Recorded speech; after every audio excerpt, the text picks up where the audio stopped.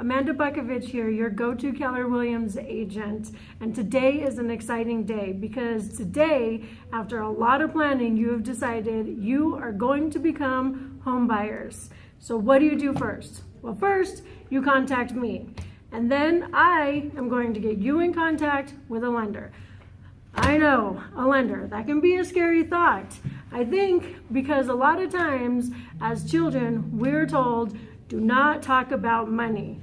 But people, we have to talk about money when talking about buying a home. But this doesn't have to be a scary thought.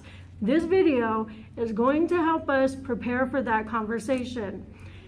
Who better to help us prepare than our friend, Chris Hodges, with the Freedom Loan Team. Yes. Hi, everybody. Chris. Hi. Thanks for having me out today. Well, thank you. Thank you for helping our home buyers prepare for this. Absolutely. So, first, when should our buyers contact a lender? So really, the buyer wants to contact the lender as soon as possible. That's really the first step in the home buying process because you can't really start looking at homes until you know what you qualify for. The last thing you want to do is think that you're going to qualify for a $300,000 home. You get out there, you fall in love with something and find out maybe you only qualify for $250,000. So Yes. That is absolutely the first step you want to take is once you've decided, hey, you know what, we want to buy a home, is get with the lender and find out what you qualify for. Yes, and we all know the home shopping is the funnest part. It is. Yes. Okay.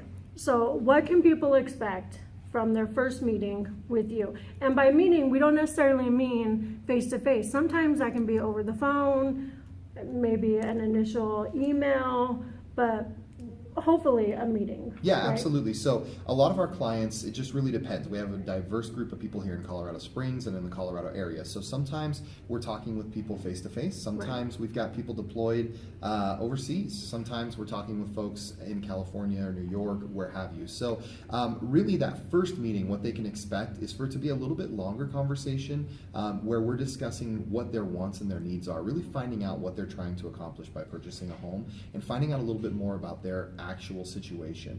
There are literally hundreds of loan programs out there, everything from VA to down payment assistance programs to your standard FHA and conventional, hundreds of programs. And so it's a matter of finding out what's the best fit for our clients so that they can qualify for the most and be in a good situation. Yes, and that is a future video to come, so be prepared for that one. Okay, so are there specific documents that people would need to bring to you to prepare ahead of time for that initial meeting with you? Yeah, so generally in the initial meeting, we're not going to need to collect too many documents. Obviously, kind of starting and being prepared for what we're going to need is a good thing, but the initial conversation, they don't have to have those documents set aside. We're going to tell them based off the program and based off their individual situation what exactly it is they need to bring in. Generally speaking, they're going to need pay stubs, just 30 days worth. They're going to need W-2s, bank statements, but again, they won't need that for the first conversation. So this doesn't sound scary. This sounds like lattes with a lender. Absolutely. Okay, so a lot of people, I think, what stops most buyers from actually taking that first step is the fear that I'm not going to qualify. Maybe my credit score isn't the best. Maybe I don't make enough money to pay for a mortgage. But let's face it, we don't make enough money for rent in Colorado. So. Absolutely. Let's talk to them about that. What is a credit score that qualifies for home buying in Colorado right now? Absolutely. So again, there are hundreds of different programs out there, and each program has its own guidelines and its requirements. So there are programs for people that have less than perfect credit.